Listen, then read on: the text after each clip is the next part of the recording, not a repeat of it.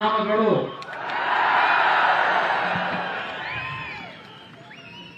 ಮಲೆನಾಡಿನ ತುಂಗ ತೀರದ ಕ್ಷೇತ್ರದ ಎಲ್ಲ ಬಂಧು ಭಗಿನಿಯರಿಗೆ ನನ್ನ ನಮಸ್ಕಾರಗಳು.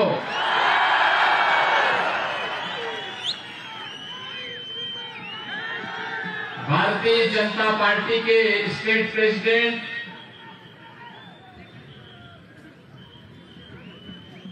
माननीय श्री नलिन कुमार कटिल जी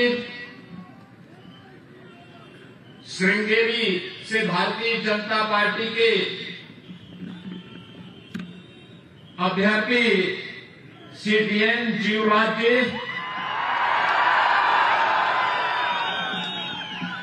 श्री सतीश गर्ग जी, विक्रम विधोड़ी जी, पुष्कर सिंह काला जी, आत्मा सतीश जी, अरुण कुमार जी, उमेश तलगारू जी, SN रामास्वामी जी, डी राजप्पा, अंबलूरू रामकृष्ण जी, श्यादेश चौहान जी और आज के इस कार्यक्रम में उपस्थित श्रृंगेरी असेंबली कॉन्स्टिट्यूएंसी से जुड़े हुए मेरे सभी उपस्थित भाइयों बहनों, मैं इस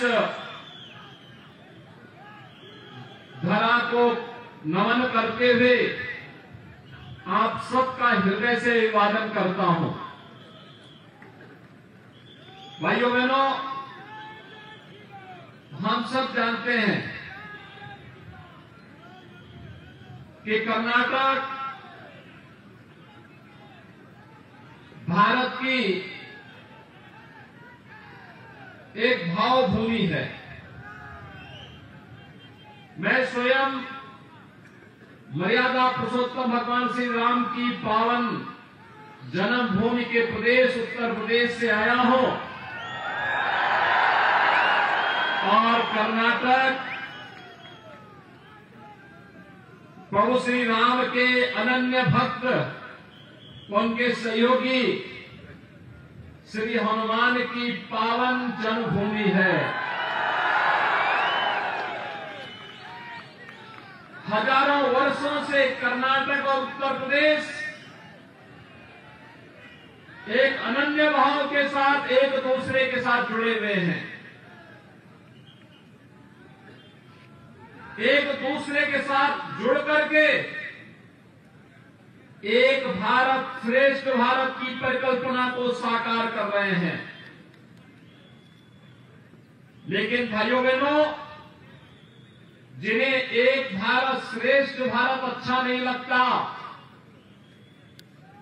आज वे सभी कहीं न कहीं एक और कर्नाटक में PFI जैसे संगठनों को उन्मुक्त करके समाज विरोधी और राष्ट्र विरोधी गतिविधियों को आगे बढ़ाने के लिए प्रोत्साहित करने का कार्य कर रहे हैं और दूसरी ओर राष्ट्रवाद के लिए समर्पित अपनी सामाजिक सेवा के लिए जग विख्यात श्री हनुमान के अनन्य सेवक के रूप में बजरंग दल को बैन करने की बात करते हैं. बजरंग दल को बैन करने का मतलब कांग्रेस के द्वारा सीधे सीधे हिंदू आस्था के साथ खिलवाड़ करने का प्रयास हो रहा है और कोई भी हिंदू समाज का नागरिक इसे बर्दाश्त नहीं कर सकता, इसे स्वीकार नहीं कर सकता है. और इसीलिए आज मैं आपके पास आया हूं आपसे अपील करने के लिए. भाइयों बहनों, आप याद करिए, बजरंग बली का स्मरण मात्र से अयोध्या में श्री राम जन्मभूमि की 500 वर्षों की समस्या का समाधान हो गया था. याद करिए, उस दौरान हम लोग एक नारा दिया करते थे और नारा होता था जयकारा वीर बजरंगी, हर हर महादेव। आप मेरे साथ बोलेंगे, जब मैं बोलूंगा जयकारा वीर बजरंगी, आप बोलेंगे हर हर महादेव। जयकारा वीर बजरंगी, जयकारा वीर बजरंगी। जब हम लोग अब इस नारे को लेकर के समाज के हर वर्ग के बीच में जाएंगे, समग्र राष्ट्रवादी समाज पीएफआई के समर्थकों को धूल चटाने का कार्य करेगा और इसमें कोई संदेह नहीं होना चाहिए। भाइयों बहनों, आज जब भारत दुनिया की एक बड़ी ताकत बन रहा है, प्रधानमंत्री मोदी जी के नेतृत्व में भारत ने पिछले 9 वर्षों में एक लंबी दूरी तय की है। वैश्विक मंच पर भारत की बढ़ती प्रतिष्ठा,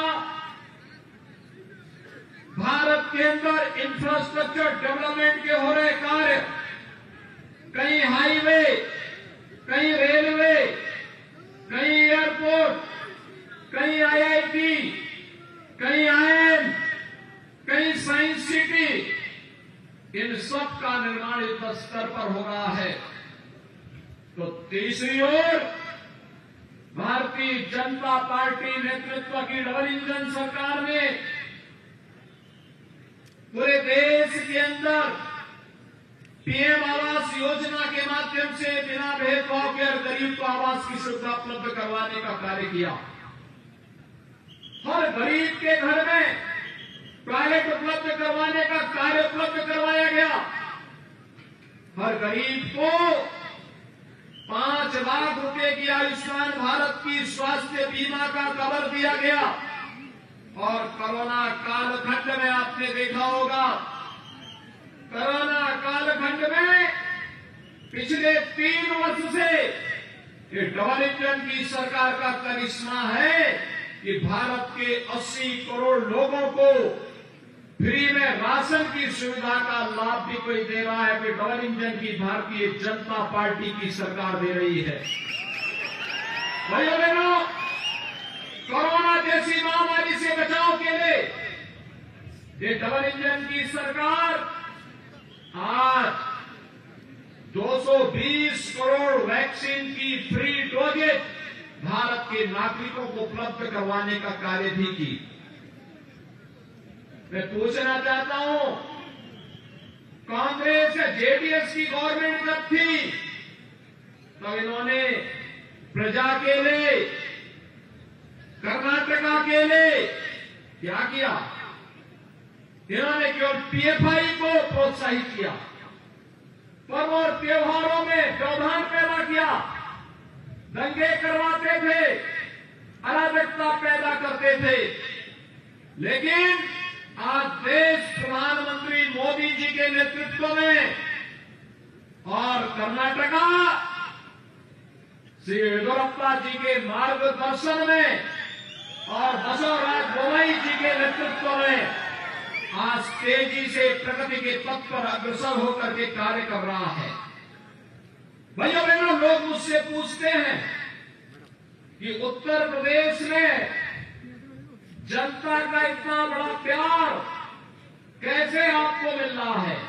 मैं कहता हूं, डबल इंजन सरकार का करिश्मा है। डबल इंजन सरकार के कारण आज उत्तर प्रदेश में शांति है, सौहार्द है, सुरक्षा है। और उत्तर प्रदेश जैसे आज एक सुरक्षित प्रदेश बन गया है, ऐसे ही कर्नाटक में डबल इंजन की भाजपा की सरकार ने पीएफआई की कमर तोड़ने का कार्य किया है। पीएफआई को बैन करके पीएफआई को पूरी तरह तोड़ने का कार्य किया है। और ये कार्य केवल बीजेपी की डबल इंजन सरकार कर सकती है। भाइयों बहनों, जो कर्नाटका असेंबली का इलेक्शन चल रहे हैं, हम सबको तय करना होगा आज जब भारत दुनिया की एक वैश्विक ताकत बन रहा है, वैश्विक लीडर के रूप में प्रधानमंत्री मोदी जी टीम इंडिया के कैप्टन के रूप में कार्य कर रहे हैं। टीम इंडिया के कैप्टन के रूप में कर्नाटका की भी भूमिका होगी। कितने प्लेयर टीम इंडिया के साथ जुड़े, ये कर्नाटक को असेंबली इलेक्शन में तय करना है। और इसीलिए आज मैं आपके पास आया हूं। आज भारत सर्वांगीण विकास की नित नई योजनाओं को आगे बढ़ाने में सफलतापूर्वक आगे बढ़ा है। और इसीलिए मेरी आप सबसे अपील है कि टीम इंडिया के लिए एक साथ पीएम मोदी के नेतृत्व में हम सब मिलकर के टीम इंडिया को इतना मजबूत करें कि भारत वैश्विक लीडर बनने के लिए पूरी मजबूती के साथ आगे बढ़ सके।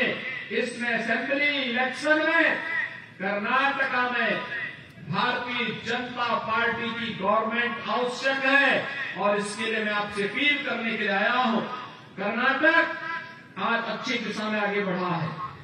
और मैं दूसरा आपसे अपील करने के लिए आया हूं कि भाइयों बहनों, अयोध्या और कर्नाटक, उत्तर प्रदेश और कर्नाटका का आपसी संबंध कई मायनों में महत्वपूर्ण है, कई मायनों में महत्वपूर्ण है। अयोध्या में प्रभु राम का मंदिर का निर्माण युद्ध स्तर पर चल रहा है। भव्य मंदिर का निर्माण अयोध्या में हो रहा है। और मैं आप सबको आमंत्रण देने के लिए भी आया हूं। जनवरी 2024 में अयोध्या में भगवान श्री राम के भव्य मंदिर का निर्माण कार्य पूरा होगा। प्रधानमंत्री मोदी जी के द्वारा भगवान श्री राम को उनके भव्य मंदिर में विराजमान करने का कार्यक्रम शास्त्रोक्त पद्धति के साथ संपन्न किया जाएगा। सैकड़ों वर्षों के इंतजार को समाप्त किया जाएगा। और उसमें मैं अपने बजरंगबली हनुमान के राज्य कर्नाटका की जनता जनार्दन को आमंत्रित करने के लिए आया हूं। उस पर्व में आप भी सहभागी बने। प्रभु राम का यह सेवक आपकी सेवा के लिए, आपके स्वागत के लिए उत्तर प्रदेश में इंतजार करेगा। इस दृष्टि से आपको आमंत्रण देने के लिए आज मैं यहां पर आया हूं। मेरी आप सबसे विनती है, आप सबसे अपील है कि कर्नाटक गवर्नमेंट ने, श्री येदियुरप्पा जी ने और श्री बोम्मई जी ने कर्नाटका की जनता जनार्दन के लिए एक अच्छा स्टेट गेस्ट हाउस बना करके वहां तैयार करने की पूरी तैयारी कर दी है। उत्तर प्रदेश गवर्नमेंट लैंड उनको उपलब्ध करवा चुकी है। और कर्नाटका का स्टेट गेस्ट हाउस अयोध्या में बहुत शीघ्र बनकर के तैयार होने वाला है। उस दृष्टि से कर्नाटका के वासियों को वहां पर रह करके किसी भी प्रकार की चिंता की कोई आवश्यकता नहीं पड़ेगी। आज के इस अवसर पर एक बार फिर से मैं आप सबसे अपील करने के लिए आया हूं। श्रृंगेरी एक पावन धाम है, आदि गुरु शंकराचार्य की पावन पीठ है, अनेक देव मंदिरों का एक महत्वपूर्ण स्थल है। और साथ ही साथ ऋषि सिंह का भी यहाँ का एक महत्वपूर्ण स्थल है। और इस दृष्टि से यहाँ पर भारत की सनातन आस्था का सम्मान करने वाला प्रत्याशी विजयी बनना चाहिए। और इस दृष्टि से भारतीय जनता पार्टी के प्रत्याशी श्री डीएन शिवराज को भारतीय जनता पार्टी ने प्रत्याशी बनाकर के आपके बीच में डाला है। भाइयों बहनों, डीएन शिवराज को भारी बहुमत से विजयी बनाने की अपील आपसे करने के लिए मैं आया हूं। आप सभी लोग